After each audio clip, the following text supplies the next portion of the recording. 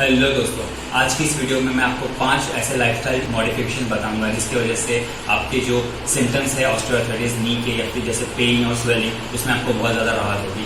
और साथ ही साथ आखिर में मैं एक ऐसी प्रो टिप दूंगा जो आपने कभी सुनी नहीं होगी। तो आखिर तक इस वीडियो को देखिए।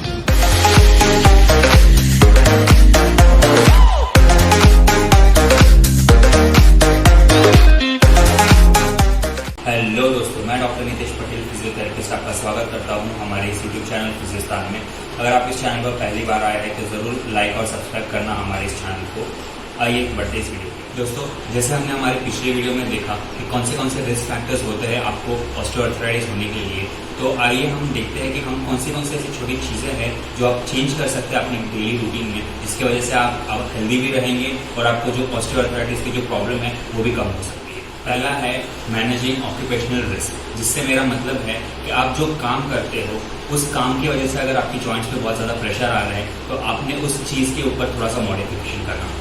अगर आपका काम जो आपका जॉब है वो बहुत ही ज़्यादा हैवी लिफ्टिंग का है या फिर ट्विस्टिंग का है, टर्निंग का है, या फिर बहुत ज़्यादा आपको चलना पड़ सकता है, या फिर आपके काम में आपको घुटनों के बल बैठना पड़ सकता है, तो ये सारी चीज़ें हैं जिसमें अगर आप थोड़ी सी मॉडिफिकेशन कर ले तो आपको राहत मिल सकती है। जैसे अगर आपको घुटनों के बल बैठना है तो आप वो चीज़ को अवॉइड करिए। आप हो सके तो चेयर के ऊपर बैठिए। अगर आप वो नहीं कर सकते, अगर आपको नीचे बैठ के काम करना है तो आप आपके जो घुटने हैं वो क्रॉस के बदले आप सीधे करके आप बैठ सकते हैं। जो दूसरी मॉडिफिकेशन है वो है लो इम्पैक्ट एक्सरसाइजेस।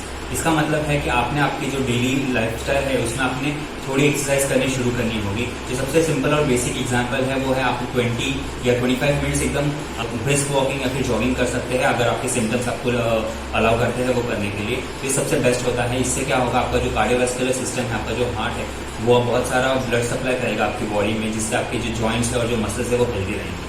अगर आप वो एक्टिविटी कर सकते हैं, अगर आप और भी कुछ इससे बढ़कर भी एक्टिविटी कर सकते हैं, जैसे अगर आप थोड़ा सा स्ट्रेंथ ट्रेनिंग कर सकते हैं तो वो और ज़्यादा अच्छा होगा, जिससे आपकी मसल्स और जो जॉइंट्स है वो स्ट्रॉन्ग हो। रेगुलर एक्सरसाइज करने के दो बहुत बड़े फायदे हैं। पहला ये कि आपको जो ऑस्टियोआर्थराइटिस हो रहा है उसका जो प्रोसेस है वो बहुत धीमा हो जाता है, और दूसरा बहुत बड़ा इफेक्ट ये है, और अगर आपने रेगुलर एक्सरसाइज कर दी है तो आपको ये हो सकता है कि आप वो प्रिवेंट भी कर सकते हैं जो बाकी के जो सिम्टम्स आने हैं।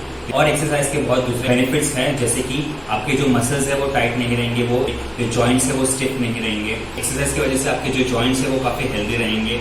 आपको पेन और जो थकावट होती है वो उतनी नहीं होगी, और एक्सरसाइज की वजह से आपकी जो मसल्स और जो बोन की स्ट्रेंथ है वो भी बढ़ जाएगी। अगला जो मॉडिफिकेशन है वो है मेंटेनिंग हेल्दी वेट। इससे मेरा मतलब ये है कि जैसे हमने पिछली वीडियो में देखा कि जो ओबेसिटी या फिर ओवरवेट है वो सबसे बड़ा रिस्क फैक्टर है ऑस्टियोआर्थराइटिस के लिए। तो इसके लिए क्या आप कर सकते हैं कि आप जो डाइट है वो बैलेंस डाइट करिए, और जो अनहेल्दी फूड है उसको आप अवॉइड करिए, जिससे क्या होगा कि आपका जो एक्स्ट्रा वेट है वो आप कम कर सकते हैं। और साथ ही साथ जैसे मैंने बताया एक्सरसाइज है तो आप कार्डियो एक्सरसाइज करिए, जिसकी वजह से आपका जो एक्स्ट्रा फैट्स है वो कम हो जाएगा। रिसर्च ये बताती है कि अगर आपने अपनी बॉडी का ½ kg यानी 0.5 kg जितना अगर वेट लॉस किया है तो वो आपकी जॉइंट्स के ऊपर से 1.8 यानी कि अप्रॉक्सीमेटली 2 kg जितना जो प्रेशर आता है आपके जॉइंट से वो कम कर सकता है। अगला जो मॉडिफिकेशन है वो है रेस्ट। जी हाँ, रेस्ट। अब आप कहेंगे कि मैंने पहले कहा आपको एक्सरसाइज करने के लिए और अब मैं कर रहा हूँ रेस्ट। एक्सरसाइज करने के बाद या फिर आपने कोई एक्टिविटी करी, उसके बाद अगर आपको पेन हो रहा है या फिर आपकी नीज में स्वेलिंग है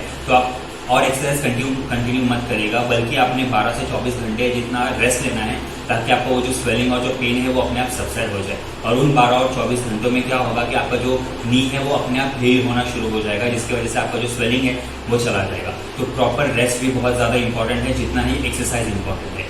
आपको ये दोनों चीज़ को बहुत ज़्यादा बैलेंस करना है। अगर आप बहुत ज़्यादा एक्सरसाइज करेंगे तो आपको वापस से सारे सिम्टम्स आ सकते हैं। और साथ ही साथ बहुत ज़्यादा ध्यान रखने वाली चीज़ ये है कि जैसे ऑस्टियोआर्थराइटिस के जो पेशेंट्स होते हैं उनको फटीग यानी थकावट बहुत ज़्यादा जल्दी हो जाती है। तो आपने प्रॉपर स्लीप, जो रात की जो नींद है वो आपने प्रॉपर लेनी है, 7 से 8 घंटे स्लीप लेनी है, वरना आपने जो दिन में आपको बहुत ज़्यादा थकावट लगेगी और उस थकावट की वजह से आपको पेन के सिम्टम्स आ सकते हैं। अगला जो मॉडिफिकेशन है वो है कंट्रोलिंग ब्लड शुगर। जी हाँ, डायबिटीज एक सबसे बड़ा रिस्क फैक्टर है आपको ऑस्टियोआर्थराइटिस होने के लिए। अगर आपका ब्लड ग्लूकोज लेवल बढ़ा हुआ है तो इससे क्या होगा कि आपकी बॉडी में ऐसे मॉलिक्यूल्स बन जाएंगे, जो आपके कार्टिलेज है वो बहुत ज़्यादा स्टिफ हो जाएगा, जिसकी वजह से आपका जो कार्टिलेज है वो डैमेज हो जाएगा, क्योंकि उसमें इन्फ्लेमेशन प्रोसेस हो जाएगा। तो इसलिए बहुत ज़्यादा इंपॉर्टेंट है कि आप आपका जो ब्लड शुगर लेवल है वो रेगुलरली चेक करें, और अगर वो बढ़ा हुआ है तो मेडिकेशन या फिर डाइट की मदद से आप उसको कंट्रोल में रखिए। जैसे मैंने आपको पहले इस वीडियो में कहा था कि मैं आपको एक प्रो टिप दूंगा जो आपको आज तक नहीं पता होगी शायद। ये कहीं रिसर्च में अभी तक आया नहीं है, लेकिन ऑब्जर्वेशन हुआ है कि जिन लोगों का थायराइड ज़्यादा होता है उनको ऑस्टियोआर्थराइटिस होने के बहुत ज़्यादा चांसेस है।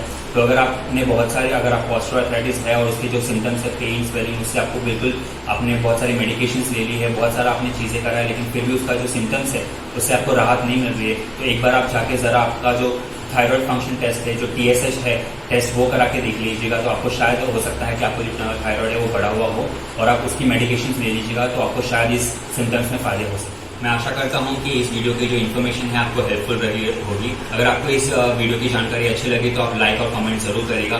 साथ ही साथ इस वीडियो को अपने फ्रेंड्स या फैमिली मेंबर्स के साथ जरूर शेयर करिएगा। और हाँ, सब्सक्राइब करना ना भूलिए, सब्सक्राइब बटन पर क्लिक करके, और हाँ, साथ ही साथ बेल आइकन पर जरूर दबाइए ताकि आपको रेगुलर अपडेट्स मिलते रहे जब भी कोई हमारी नई वीडियो आए। तब तक के लिए खुश रहिए, स्वस्थ रहिए।